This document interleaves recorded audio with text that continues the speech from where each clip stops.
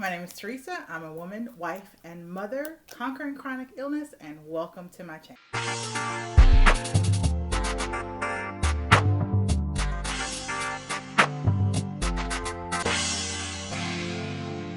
Today, I want to talk about all of the things that I realized now were signs and symptoms of fibro that I had no idea were connected to fibromyalgia.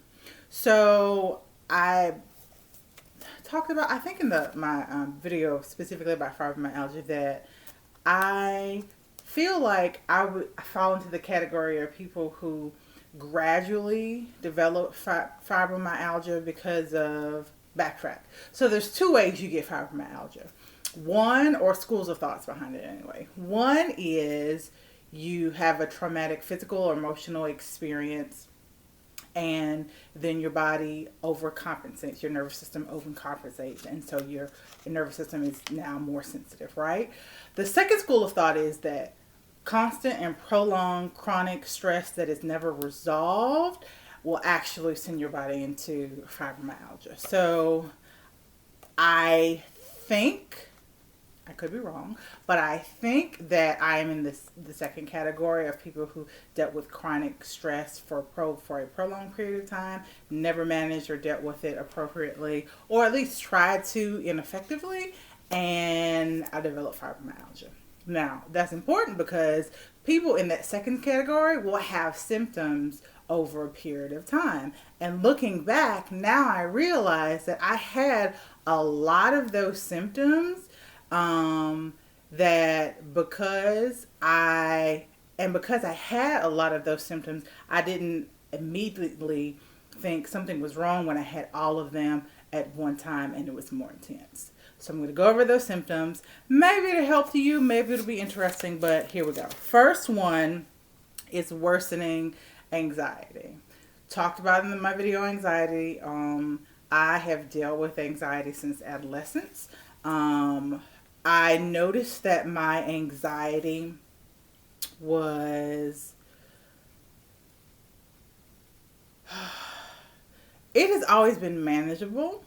The only times that it is not manageable, the only times in the past where it hasn't been manageable for me were times around extreme stress, and that often increased depression in me. And so when I think back to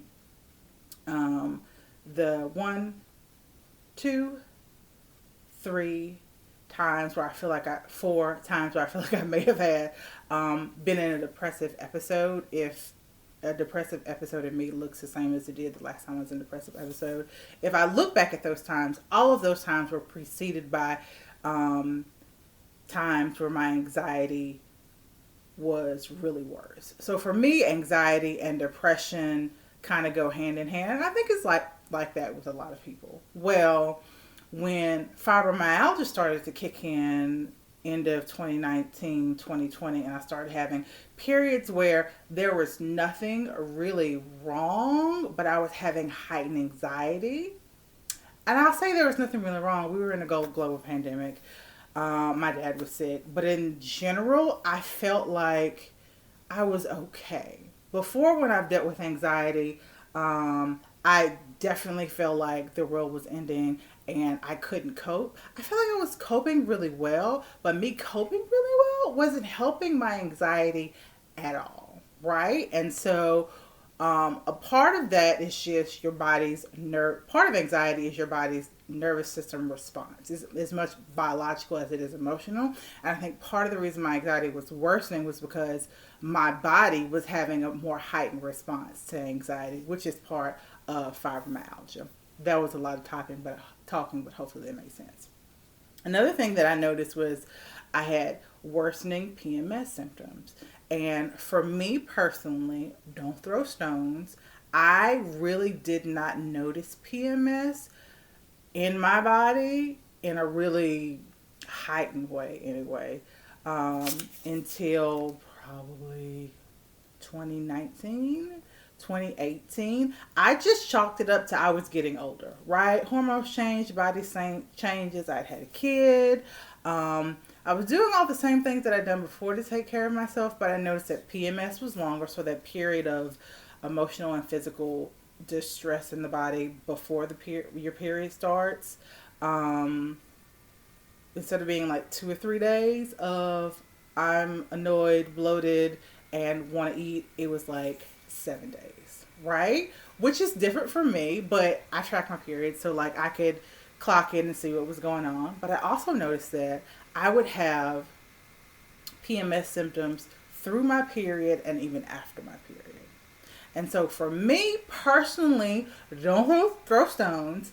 PMS for me was 2 or 3 days before, but once my period starts, I'm good. I'm straight. And I had a short and sweet period. It wasn't particularly heavy. Well, my period's heavier. I have PMS from 7 days before all the way through my period, which is now 5, 6, sometimes 7 days, and a couple days afterwards. I'm moody and icky. So like literally, I've been clocking it like maybe 18 days out of the month.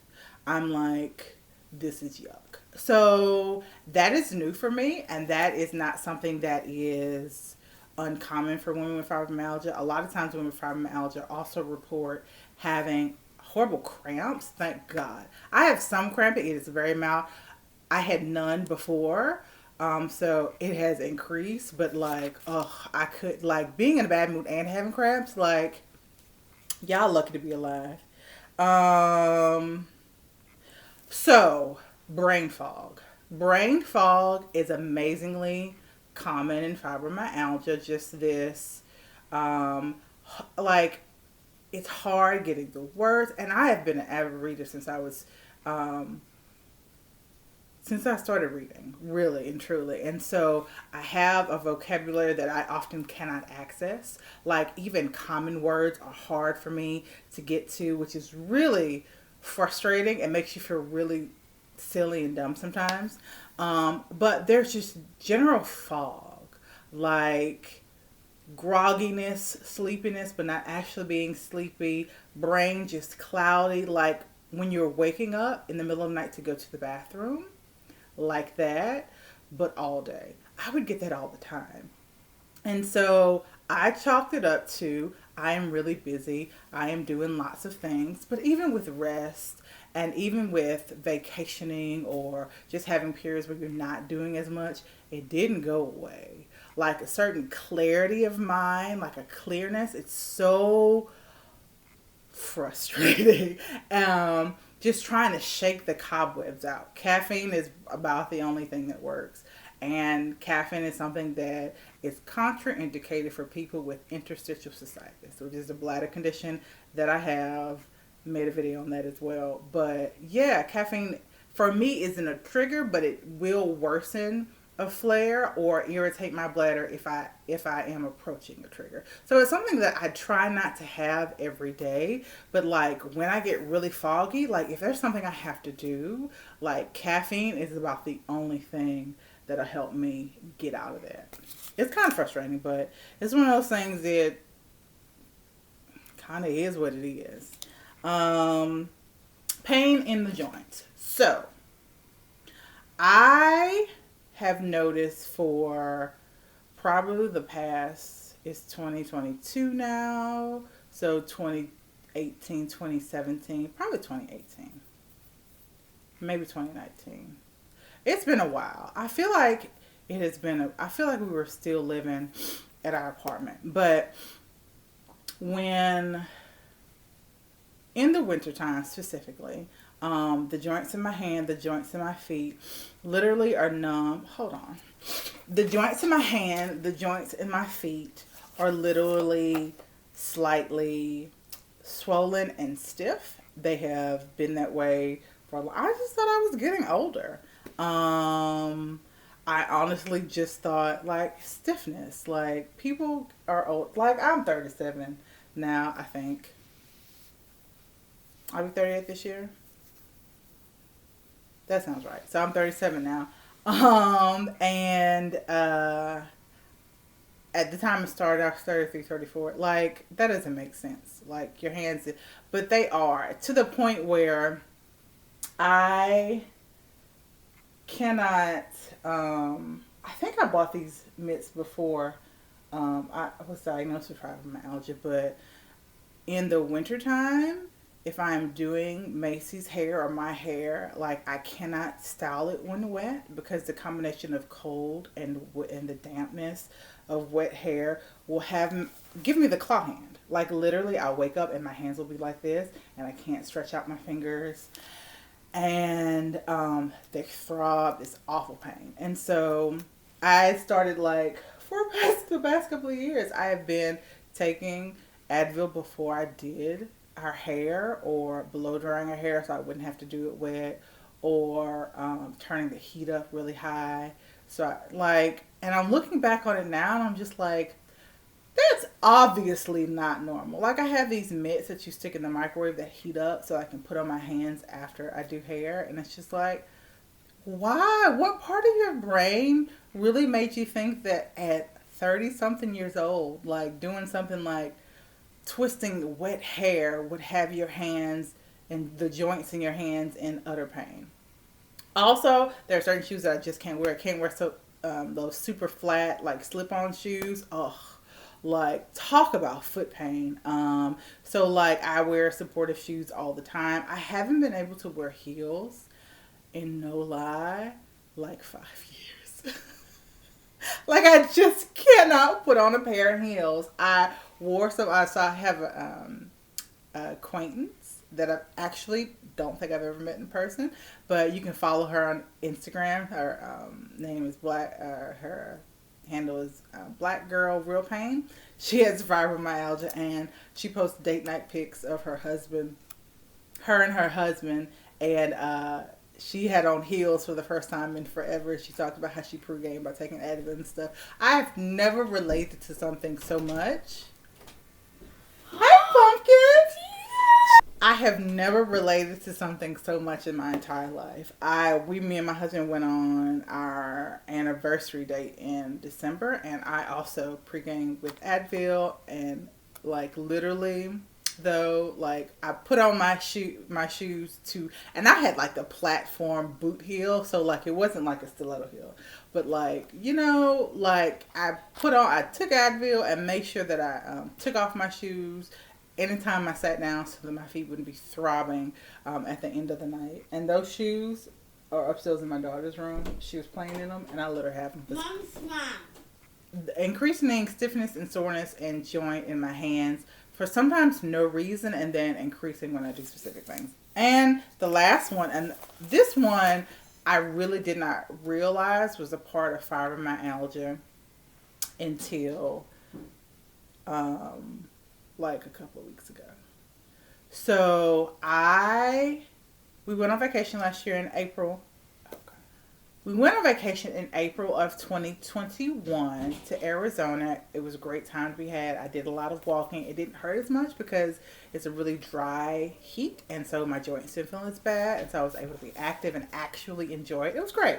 I come back, and whenever I am laying down, whenever I am swallowing, like I would have this horrible pain, not pain, but pressure. Sometimes it hurt, but a lot of times it was just pressure around my neck. Just literally just felt like somebody was just holding their hand around my neck. And so you try to swallow and talk when somebody's holding your hand, or sleep when it feels like somebody's holding your hand around the neck. It's really odd. And so in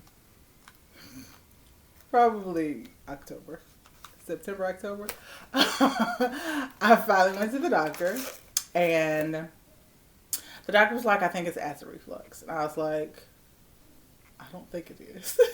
Because I didn't have like acid reflux, you know what I mean? And so she was like, well, let's do this. She gave me an acid reflux medicine and see if it gets better. It didn't. And she was like, well, your throat looks a little swollen. Your thyroid levels are normal, but let's send you over to endocrinology. I went to endocrinology. My thyroid levels, again, normal. They didn't do a full panel though, and they did a ultrasound, and like there's a lump on my thyroid. So like, oh great. So what does that mean? The endocrinologist was like, probably nothing. People have lumpy thyroids. A lot of times it's absolutely benign. We'll check it again in 6 months. I was like, what am I doing about this pressure on my throat? I mean, if the lump in your thyroid is causing the pressure and there's nothing wrong with the lump, then it doesn't make sense to remove it, because they would take out the entire lobe of the thyroid. They wouldn't just take out the lump. They don't do that. I was like, awesome. So a while goes by, and like, it's one of those things where it's just like, I need to know if this is nothing. Like, I need to actually know. And so I ended up messaging the endocrinologist back, and I'm like, look, you said I could have a biopsy if I wanted one. You said it's probably nothing, but I think it would make me feel better if I went ahead and did the biopsy. This biopsy is absolutely nothing. Absolutely nothing. Thyroid, did the full panel too for my thyroid. Absolutely nothing. Thyroid is functioning. Is it a superstar? No, but it works, right? And so I am literally on Google, trying to Google some stuff to put together to make an infographic for Instagram to post on my Instagram channel. It's Mommy Madness II, 2 eyes at the end if you want to go follow. And so I'm putting this thing together, and there's a word on there that I don't understand. I was like, I don't know what that is. I'm not going to put it on here. I was like, well, maybe since I have fibromyalgia, I should know what this is. And it's dysphagia. And for all of you who do not know, dysphagia is a tightening in the throat muscles. I was like, well, what causes it? And basically nothing.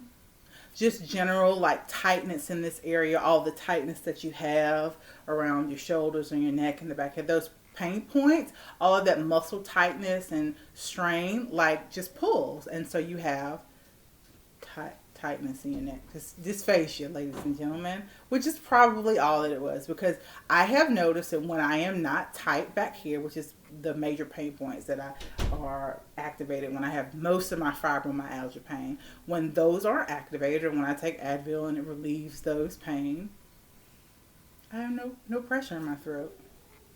It often got worse towards the end of the day, not because of acid reflux, but more because the pain in my neck and my shoulders got worse towards the end of the day.